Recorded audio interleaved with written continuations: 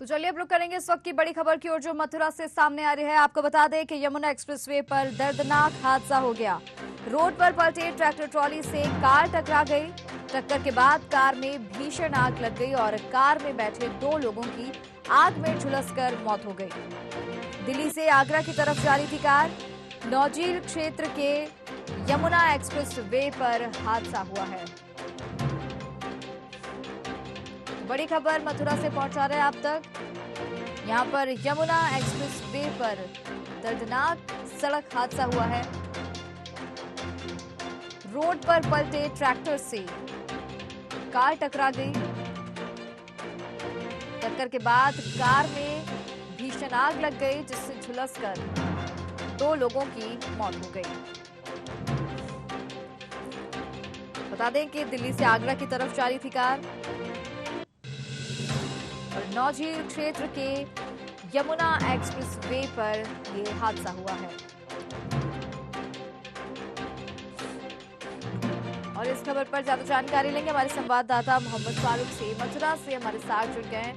फारूक जी, ये जो भीषण सड़क हादसा यहाँ देखा जा रहा है यमुना एक्सप्रेसवे पर, कैसे ये हादसा हुआ, कैसे ये घटना घटी, बताएं। जी अर्षिता, ये मामला यमुना एक्सप्रेसवे का है और आज सुबह 6 बजे का ये मामला है।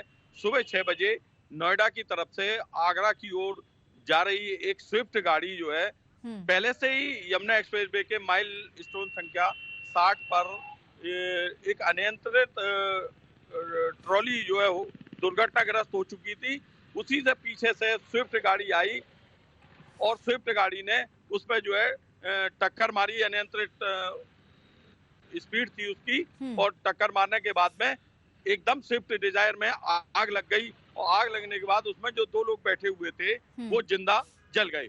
जी जी क्योंकि देखा जा रहा है कि ट्रैक्टर ट्रॉली जो वहां पर पलटी हुई थी उससे कार टकराई है, तो ये जो ट्रैक्टर ट्रॉली का हादसा हुआ है ये कितने समय पहले हुआ था? ये 1 घंटा पहले ही ये ट्रैक्टर ट्रॉली अनियंत्रित थी और अनियंत्रित होने के साथ दुर्घटनाग्रस्त हो गई थी।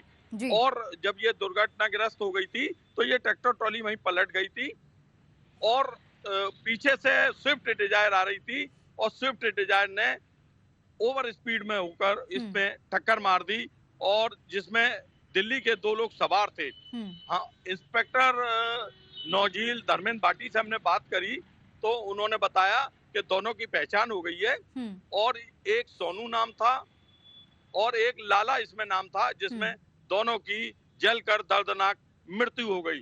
जी अर्षिता। फारूक जी, जैसा कि आपने बताया कि इस घटना से 1 घंटे पहले ट्रैक्टर ट्रॉली वहां पर पलटा था, लेकिन ये कहीं ना कहीं प्रशासन की बड़ी लापरवाही है कि 1 घंटे तक वो ट्रॉली वहीं पर रहा जिस भी जगह पर वो था। अगर शायद ट्रॉली को वहां से हटा दिया होता तो एक और दुर्घटना इस तरह की नहीं होती।